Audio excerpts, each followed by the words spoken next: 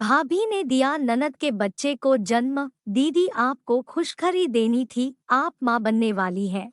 जानकी ने अपनी ननद से कहा। अपनी भाभी के मुंह से ये शब्द सुनकर आश्चर्यचकित रमा ने पूछा, ये क्या कह रही हो जानकी? मेरी तो कुछ भी समझ नहीं आ रहा। तो जानकी ने जवाब दिया, आपने जो सुना वही कह रही हूँ दीदी। आप माँ बनने वाली हैं। आपके बच्चे को मैं जन्म देने वाली हूँ। अब से 8 महीने बाद आपका बच्चा आपकी गोद में होगा। तुम्हें ये सब करने की कोई जरूरत नहीं है जानकी। तुम्हारे दोनों बच्चे मेरे ही तो हैं और माता जी की कही बात को इतना सीरियसली लेने की कोई जरूरत नहीं है। तुम्हारे जीजाजी नहीं कर रहे दूसरी शादी और नहीं दे रहे मुझे तलाक। जानकी की ननद रमा ने कहा तो जानकी बोली, नहीं दीदी, मैं ये सब आपकी सासू माँ के कहने पर नहीं कर रही, अपने मन से कर रही हूँ। मेरे दोनों बच्चों पर आपका भी हक है जानती हूँ मैं, लेकिन उनके लिए आप उनकी बुआ हो, माँ नहीं। इस बच्चे की माँ बनोगी आप। आपको माँ कहकर बुलाएगा ये बच्चा और मुझे मामी। मैंने और आपके भैया ने मिलकर ये फैसला किया है और हमारा ये फैसला मजबूरी नहीं, हमारी खुशी है। आपके जीवन में हम थोड़ी सी भी खुशी भर पाए तो अपने आप को बहुत खुशनसीब समझेंगे दीदी। अब आप कुछ मत कहना प्लीज, मेरा फैसला अडिग है। अपनी भाभी जानकी के मुंह से ये सब सुनकर रमा की आंखों में से झरझर आंसू बहने लगे और अपनी प्यारी भाभी को गले से लगा लिया। जानकी के पति रमा से छोटे थे। बहुत प्यार था दोनों बहन भाइयों में, जो जानकी के आने के बाद और भी ज्यादा बढ़ गया। रमा की सास ने अपने बेटे की दूसरी शादी का ऐलान कर दिया था क्योंकि रमा मां नहीं बन सकती थी। 12 सालों में न जाने कितने ही डॉक्टर को दिखा लिया था लेकिन सब व्यर्थ रहा था। अंत में रमा के पति ने बच्चा गोद लेने के लिए सोचा तो रमा की सास ने साफ इनकार कर दिया और अपने बेटे को दूसरी शादी के लिए मजबूर करना शुरू कर दिया। सास के ऐसे रवैये से रमा बहुत दुखी रहने लगी। जब जानकी और उसके पति को ये सब पता चला तो वो लोग गए रमा के घर उसकी सास को समझाने।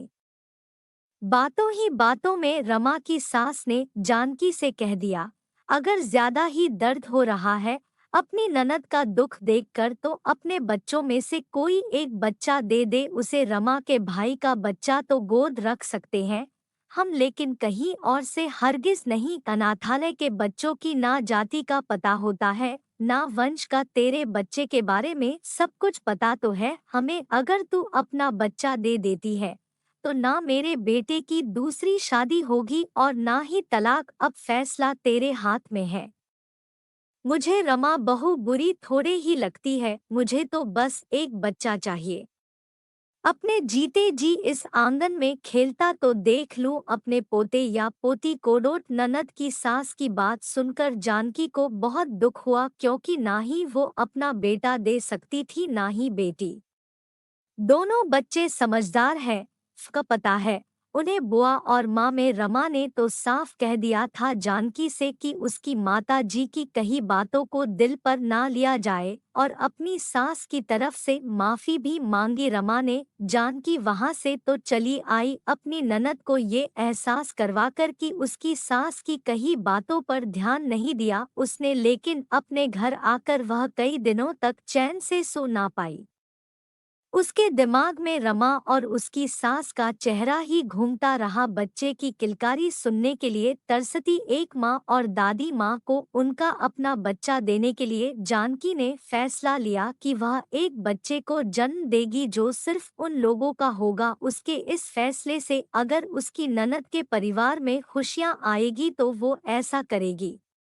8 महीने बाद जानकी अपनी ननद के ससुराल ही चली गई और उसी घर में उस घर के चिराग एक बेटे को जन्म दिया और सबसे पहले रमा की सास की गोद में दिया। रमा की सास की गोद में सोए उस बच्चे को देख जानकी सहित वहां सबकी आंखों में खुशी के आंसू थे। उस बच्चे की किलकारी से उस घर के आंगन में रौनक आ गई थी और सबके चेहरे पर खुशियों की बहार। जानकी बहुत संतुष्ट थी क्योंकि उसके इस बलिदान ने उस घर में जान डाल दी थी। रमा ने हाथ जोड़कर जानकी को धन्यवाद कहा उसका जीवन संवारने के लिए और रमा की सास ने ढेरों आशीर्वाद दिया। दोस्तों, आज से 35 साल पहले की ये सच्ची कहानी है।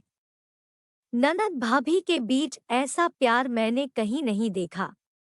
अभी कुछ दिनों पहले मेरी सासू माँ ने अपने ही रिश्तेदारी की एक ननद और भाभी के प्रेम की ये सच्ची दास्तां सुनाई थी।